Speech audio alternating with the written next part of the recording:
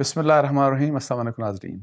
Chairman P T I Imran Khan صاحب نے اپنے پارٹی لیڈرز اور اپنے سوشل میڈیا کے ان کو جو لیڈ کرتے ہیں ان کو ایک اہم ڈائریکشن دی۔ وہ ڈائریکشن ہے آرمی چیف سے متعلق اور فوج کے متعلق، آرمی کے انسٹیٹیوشن کے متعلق۔ وہ کیا ہدایت ہے، اس کا کیا مقصد ہے، کس قسم کا پالیسی شفٹ ہے عمران خان صاحب کی پالیسی میں، عمران صاحب پی ٹی آئی کی پالیٹکس میں۔ تو ایک تو اس کے اوپر بات کروں گا، اور اس کے ساتھ ساتھ جو عمران خان صاحب نے 26 نومبر کو جو اعلان کیا کہ جی تحلیل کی جا سکتی ہیں، ڈیزالو کی جا سکتی ہیں پنجاب کی پروونشل اسمبلی اور اس کے ساتھ ساتھ کے پی کے کی، اس کے اوپر اس کا اصل مقصد کیا ہے، اور پھر اس کے اوپر کس قسم کی پالیٹکس ہو رہی ہے اس وقت پی ٹی آئی اور جو اس وقت کولیشن پارٹنرز ہیں پی ڈی ایم کے درمیان کس قسم کی سیاست ہو رہی ہے، وہ کس رخ کے اوپر جا رہی ہے۔ ان دو ایشوز کے اوپر پرائمرلی بات کروں گا۔ اور سب سے پہلے یہ کہ جی میری اطلاعات یہ ہیں کہ جی عمران خان صاحب نے اپنے ایک واٹس ایپ گروپ جس میں ان کے لیڈرز بھی موجود ہیں، جس میں ان کے شاید سوشل میڈیا کے کچھ لوگ بھی جو ان کو لیڈ کرتے ہیں وہ بھی موجود ہیں، ان کو ایک ڈائریکشن ایشو کی۔ اور یہ مجھے پی ٹی آئی کے دو ڈفرینٹ سورسز، دو ان کے رہنماؤں کی طرف سے مجھے یہ اطلاع دی گئی، اور وہ یہ اس قسم کی انفارمیشن تھی جو ڈائریکشن دی گئی کہ انہوں نے یہ کہا، عمران خان صاحب نے، please ensure there is no criticism of the army chief and army. انہوں نے کہا کہ یہ آپ انشور کریں، اس بات کو یقینی بنائیں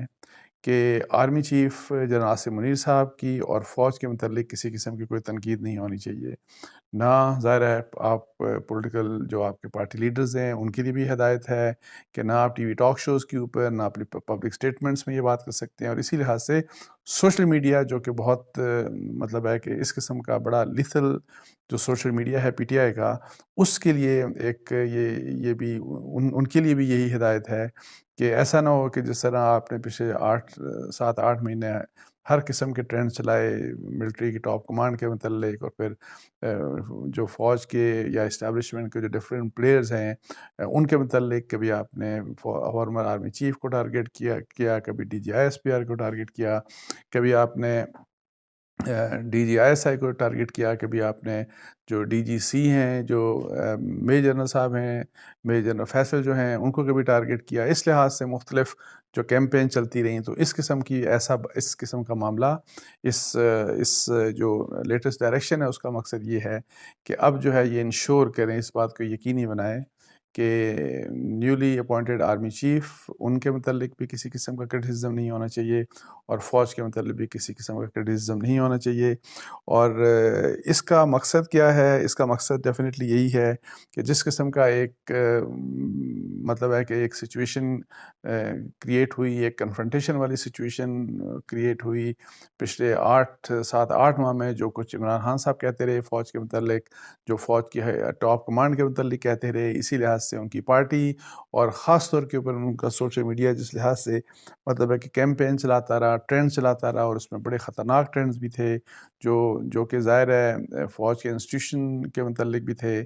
تو اس لحاظ سے یہ ہے کہ اس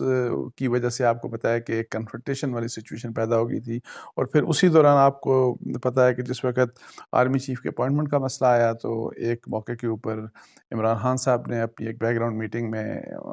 جو جنرل عاصم منیر ہیں ان کے بارے میں یہ کہا کہ جی ان کے علاوہ کسی کو بھی بنا دیں آرمی چیف، ہمیں کوئی اعتراض نہیں ہوگا۔ لیکن بعد میں پھر ظاہر ہے ان کو ریئلائزیشن ہوئی، کوئی مشاورت ہوئی پارٹی کے اندر، تو اس بات کو انہوں نے دوبارہ رجوع کیا، اور پھر انہوں نے کہا کہ ہمیں کسی کے اوپر کوئی اعتراض نہیں، جس کو آپ مرضی آرمی چیف بنا دیں۔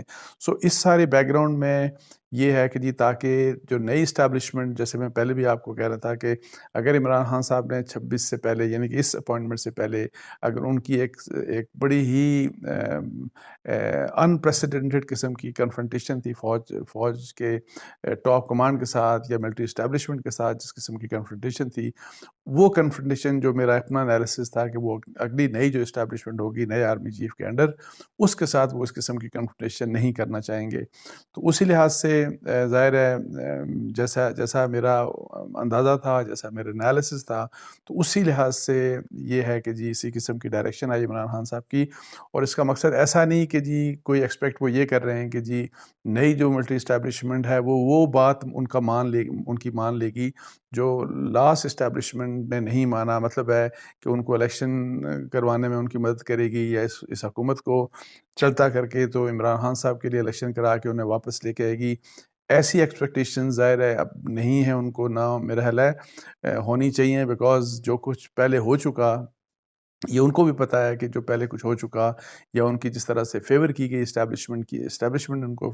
ملٹری اسٹیبلشمنٹ نے ان کو جس طرح فیور کیا اور جس طرح ان کا بیانیہ بنایا، جس طرح ان کو الیکٹ کروایا 2018 کے الیکشن میں، جس طرح پولیٹیکل انجینئرنگ ان کے حق میں ہوئی، جس طرح ان کے بیانیے چلوائے گئے اور سب کچھ ہوا، تو وہ چیز دوبارہ سے ریپیٹ نہیں ہو سکتی۔ اور پچھلے 8 مہینے میں جو کچھ ہوا ان میں اور جو ملٹری اسٹیبلشمنٹ کے درمیان جس قسم کا مسٹرسٹ اور جس قسم کا ایک جو مطلب ہے کہ جس قسم کے انتہائی مطلب ہے کہ جو ہے نا کہ خطرناک قسم کے تعلقات جسے بولتے ہیں یا ایڈورس قسم کے جو تعلقات ان کے درمیان ہوئے، اس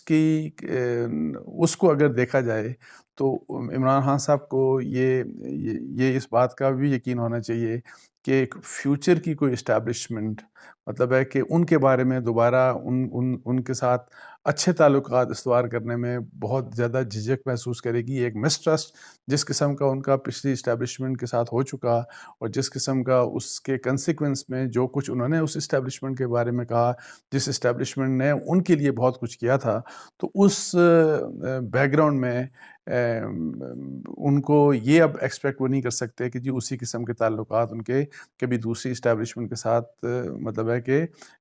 کم از کم نیئر فیوچر میں پاسبلٹی نہیں ہو سکتی۔ تو اس لحاظ سے ایک تو یہ ظاہر ہے ان کے دماغ میں ہے، اور پھر یہ بھی کہ جی چونکہ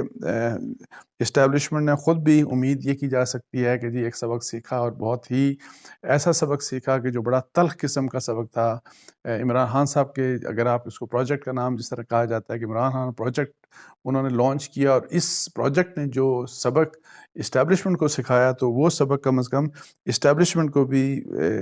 جو ہے وہ بے شک اسٹیبلشمنٹ کے میجر پلیئرز چینج ہو جائیں ان کو سیکھنا چاہیے، انہوں نے سیکھا ہوگا، اور اتنا جلدی وہ بھی نہیں اس قسم کے سبق کو بلا سکتے، اور وہ غلطی کم از کم ایکسپیکٹ تو یہ کیا جا رہا ہے جنرلی، ویسے تمام پولیٹیکل پارٹیز اب اس بات کے اوپر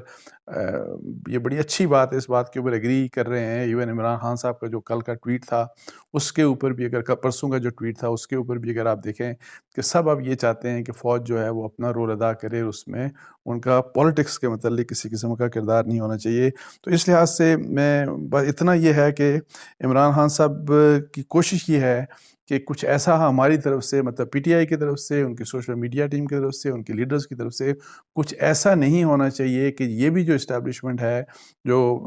اس وقت جو آرمی چیف آئے ہیں، نئے آرمی چیف، اور ان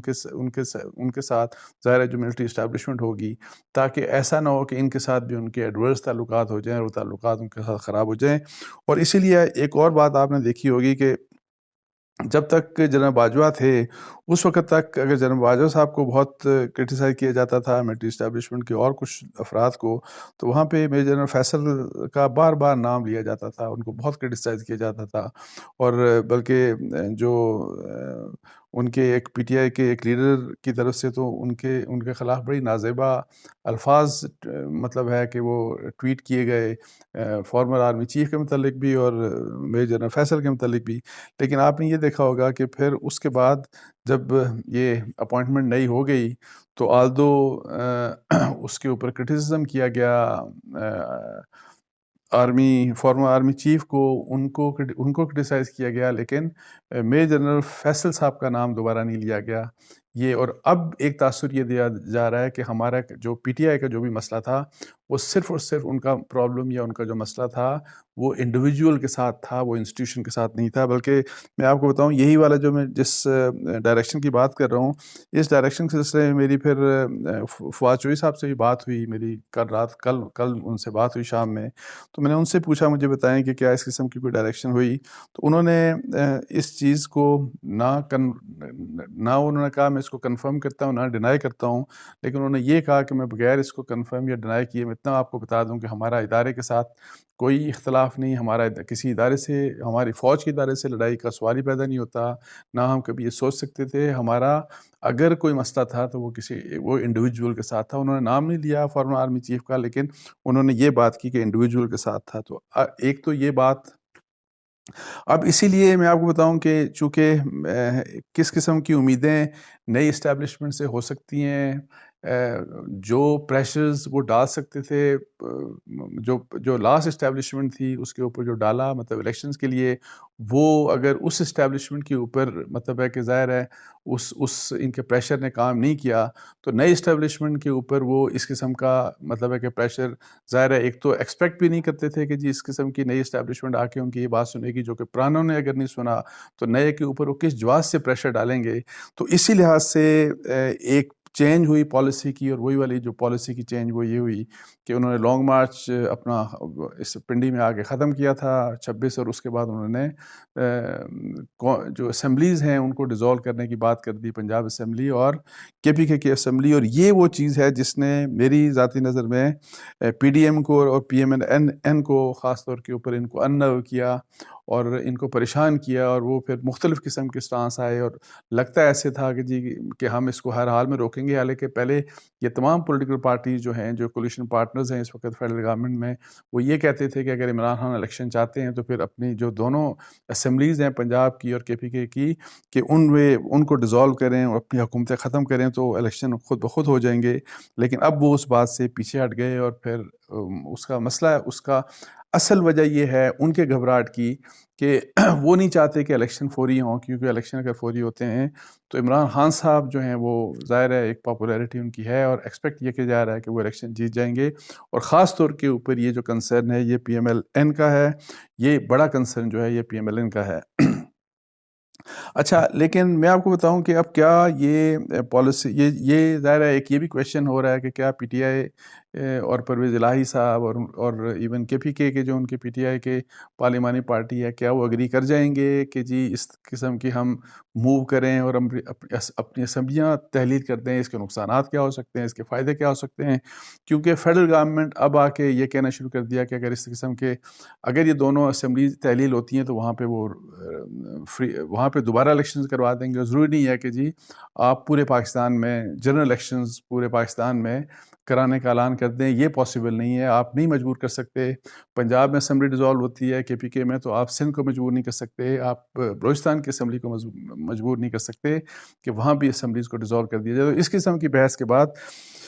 ظاہر ہے پی ٹی آئی کے اندر بھی ظاہر ہے اس کے اوپر ڈیلیبریشنز ہو رہی ہیں کہ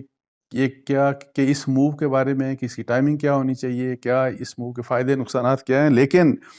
میری ذاتی نظر میں اس کی جو سب سے بڑی جو اس موو کا جو مقصد ہے وہ یہ ہے کہ کسی طریقے سے انگیجمنٹ کی طرف حکومت کو مجبور کیا جائے۔